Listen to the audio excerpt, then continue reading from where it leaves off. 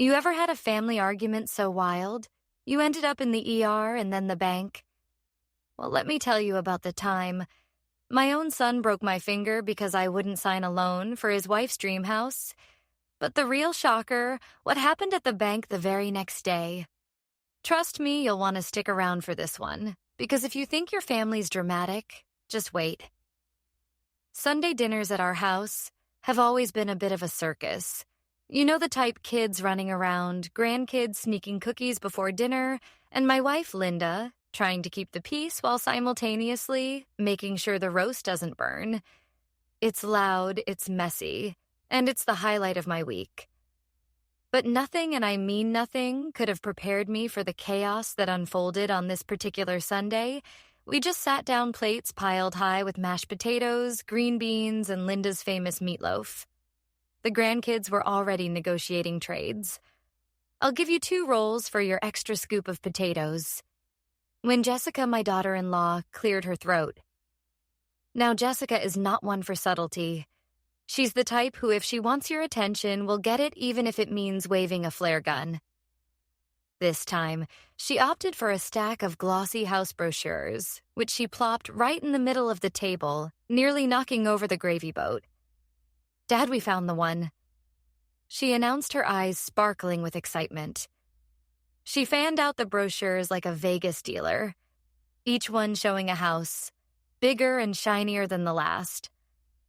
My son Mike was sitting next to her, grinning from ear to ear. He looked like he just hit the jackpot at a slot machine. And for a moment, I wondered if maybe he had. Maybe they'd won the lottery and were about to whisk us all away to some mansion in the hills. But then came the catch. There's always a catch, isn't there? "We just need you to co-sign the loan," Jessica said, as casually as if she were asking me to pass the salt. The room went quiet, save for the sound of my youngest grandson slurping his juice through a Saint. Raw. Now, I love my family, I really do. But I've lived long enough to know that co-signing a loan is like volunteering to be the first one off the plank on a pirate ship. I've seen enough late-night infomercials and read enough horror stories to know that co-signing is a one-way ticket to Regret City.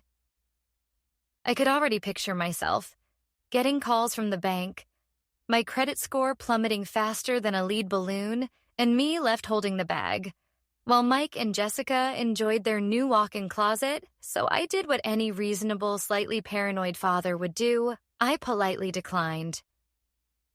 "I'm sorry, guys," I said, trying to keep my tone gentle. "I just don't think it's a good idea for me to co-sign. You know how these things can go. You'd think I just told them I was canceling Christmas." Jessica's face fell, and Mike's grin faded faster than a snowman in July. He started to protest, his hands waving in the air, mashed potatoes flying off his fork like little white comets. "Dad, come on. We've got everything lined up. We just need your signature. It's not like we're going to default or anything." I shook my head, trying to stay firm. "It's not about you, son. It's about the risk. I've worked too hard to get where I am, and I can't jeopardize that. I'm sorry that's when it happened." Mike, in his frustration, gestured a little too wildly. His elbow caught the edge of the table, sending a rogue meatball skittering across the tablecloth in his attempt to catch it, because heaven forbid we waste a perfectly good meatball.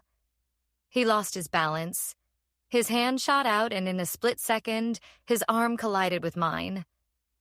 There was a sickening crack, and suddenly my finger was bent at an angle that fingers are definitely not supposed to bend. For a moment, the room was silent. Even the grandkids stopped mid-bite, their eyes wide as saucers. I stared at my finger, then at Mike, then back at my finger. The pain hadn't even registered yet. I was too busy trying to process what had just happened. Was this real life? Was I really sitting at my own inner table with mashed potatoes on my shirt and a finger that looked like it belonged in a horror movie? Then the pain hit. It was sharp, hot and immediate, radiating up my arm and making my eyes water. Linda was the first to react, rushing to my side with a dish towel and a look of pure panic. "Oh my God, are you okay, Mike? What did you do?" Mike was mortified. He kept apologizing, his face turning redder by the second. "Dad, I'm so sorry. I didn't mean to. I was just, oh man, I'm so sorry, Jessica." Bless her heart tried to help by Googling what to do when you break a finger at dinner, which as it turns out is not a common search. The grandkids, meanwhile, were fascinated, peppering me with questions. "Does it hurt, Grandpa? Can I see it? Are you going to have a robot finger now?" As Linda bundled me into the car to head to urgent care, I couldn't help but laugh through the pain. Of course, ever had a moment where you wonder, is this really my life? Because as I sat there, finger-throbbing mashed potatoes on my shirt, and my family in a state of chaos, I thought, maybe I should have just signed the darn paper. But then again, knowing my luck, I probably would have ended up with a broken finger and a broken bank account, and that my friends was just the beginning. The next morning dawned with a dull ache in my splinted finger and a heavier ache in the air. Between Mike and me, the house was unusually quiet, save for the occasional clink of Linda's coffee spoon and the low hum of the refrigerator.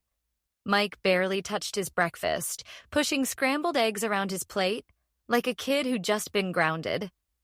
I could tell he was still stewing over last night's fiasco, and honestly, I couldn't blame him.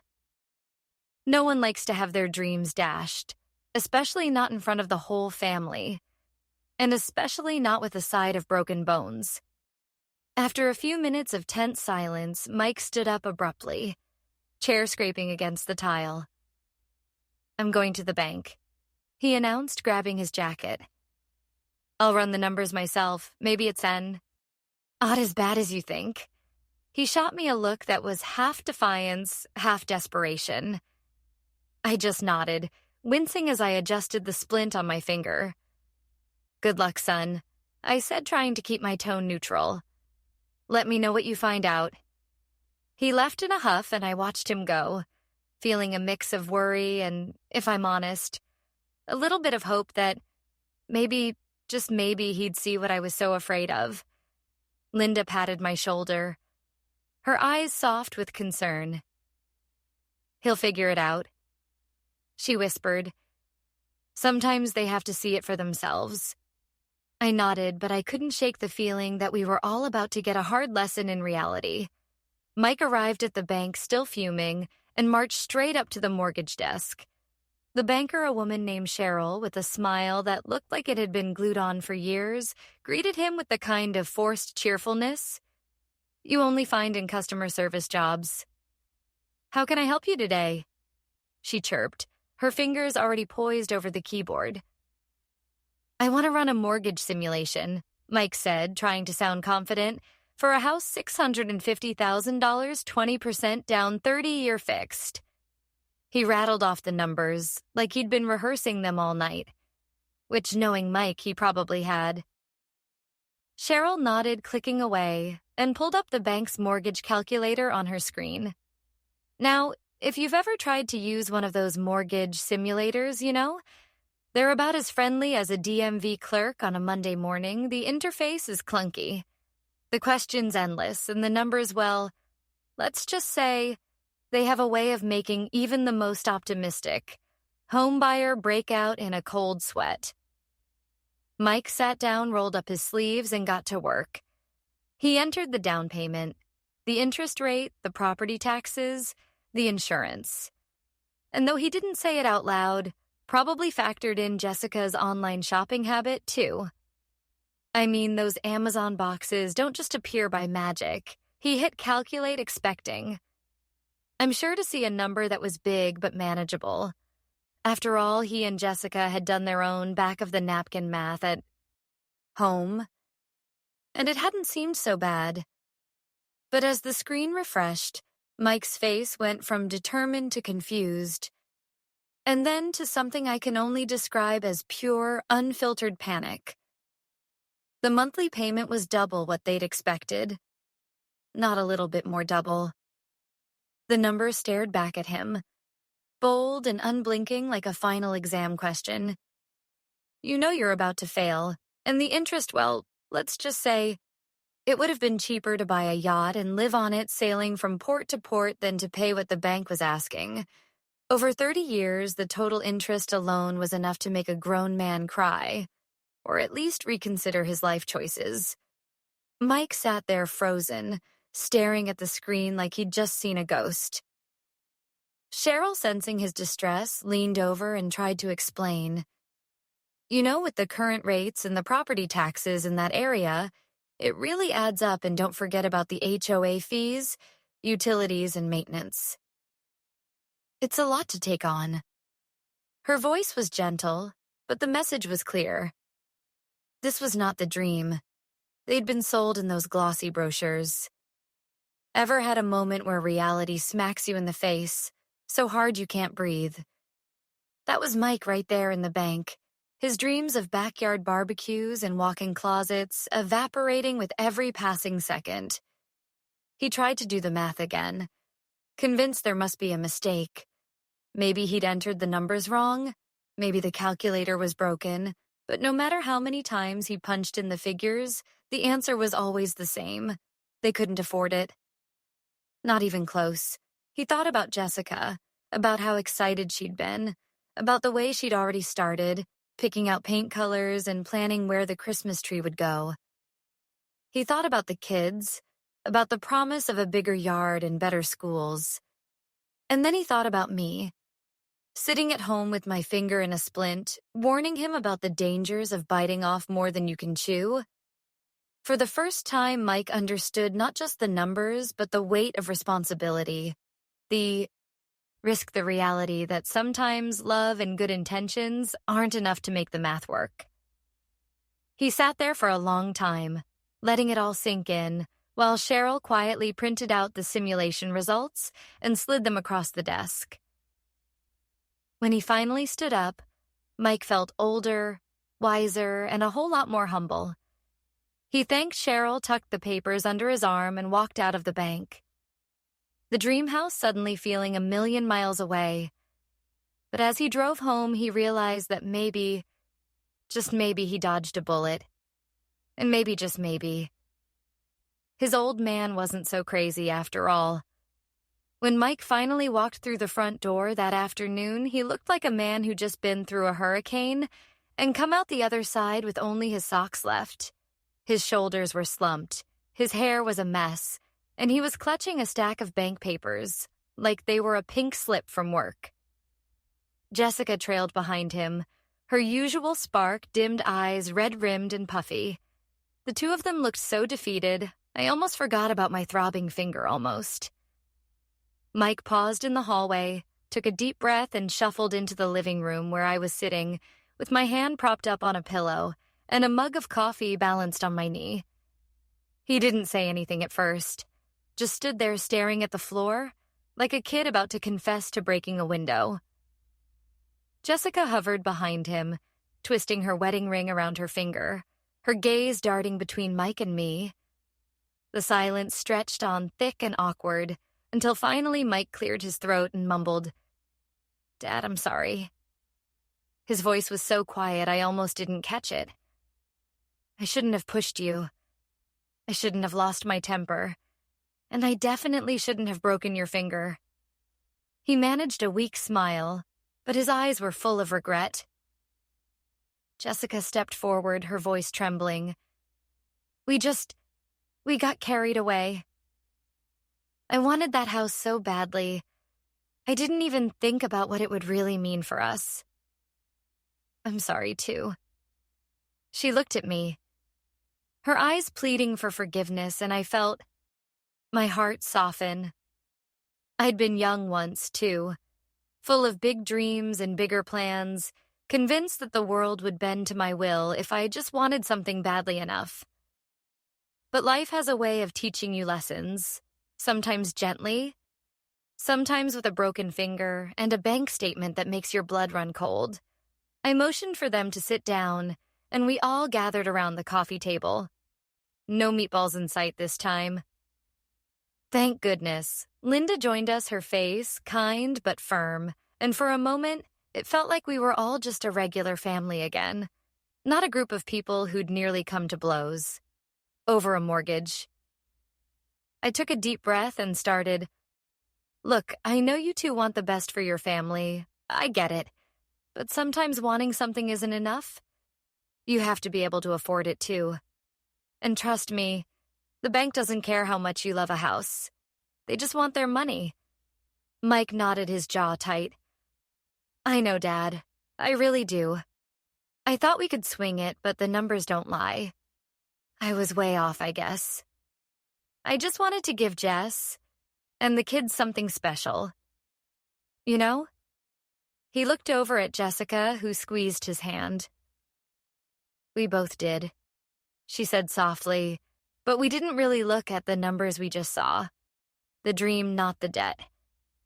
I couldn't help but chuckle, despite the heaviness in the room. You know, I've been there myself. When your mom and I bought our first house, we thought we were getting a palace. Turns out it was more like a fixer-upper with a leaky roof and a family of raccoons in the attic. We spent years scraping by, patching holes and learning the hard way that dreams come with a price tag. But you know what? We made it work because we did it together, and because we didn't bite off more than we could chew. Linda nodded her eyes. "Misty, it's easy to get swept up in the excitement, but you have to be smart too. There's nothing wrong with waiting, saving and making sure you're really ready. The right house will come along when the time is right." We sat there for a while talking about money, dreams, and the importance of not letting pride get in the way of good sense. Mike admitted that he'd been embarrassed to ask for help, afraid that it would make him look weak. Jessica confessed that she'd been scrolling through social media, comparing their lives to everyone else's and feeling like they were falling behind. I told them both that there's no shame in taking your time, in building something slowly and carefully, instead of rushing headlong into disaster. Eventually, the mood lightened. We started to laugh about the whole ordeal, about the flying meatball, the look on Mike's face at the bank, and the absurdity of letting a house come between us. Mike even managed a joke about my bionic finger, and Jessica promised to make it up to me by baking my favorite cookies. "Sorry for the finger, Dad," Mike said, grinning sheepishly. "And for the meatball, too," Jessica added, finally cracking a smile as the sun dipped lower in the sky. I realized that this was the real heart of family, not the houses or the stuff, but the messy, imperfect, sometimes painful moments that bring us closer together. We'd all learned something that day. And while it wasn't the lesson any of us wanted, it was the one we needed. We hugged it out, promised to be more honest with each other, and agreed that next Sunday's dinner would be takeout. No meatballs allowed. And as I watched Mike and Jessica head home, hand in hand, I felt a surge of pride. They'd faced a hard truth, owned up to their mistakes, and come out stronger on the other side. That's what family is all about. And as for me, well, I might still be waiting on that meatball apology, but I wouldn't trade this crazy, wonderful family for anything in the world. After the dust settled and the last of the tension had faded, from our living room, we found ourselves sitting around the kitchen table, once again this time with no paperwork, no house brochures, and mercifully, no meatballs in sight. The air felt lighter, as if we'd all just survived a storm and were now basking in the calm that Allos, Mike, and Jessica looked more relaxed than I'd seen them in weeks, and even Linda seemed to have let go of the worry lines that had creased her forehead. Since the whole house debacle began, my finger was still in a splint, but the pain had dulled to a manageable throb, a small price to pay for the lessons we'd all learned. We started talking about what came next. Mike, ever the optimist, was already looking for silver linings. "You know, Dad, maybe this was a blessing in disguise," he said, glancing at Jessica, who nodded in agreement. We were so focused on getting that house, we didn't stop to think about what it would really mean. For us, the stress, the debt, the pressure, I don't think we were ready for any of it. Jessica squeezed his hand, her eyes shining with a mix of relief and newfound determination. "We want to do this the right way," she said. "No shortcuts, no rushing.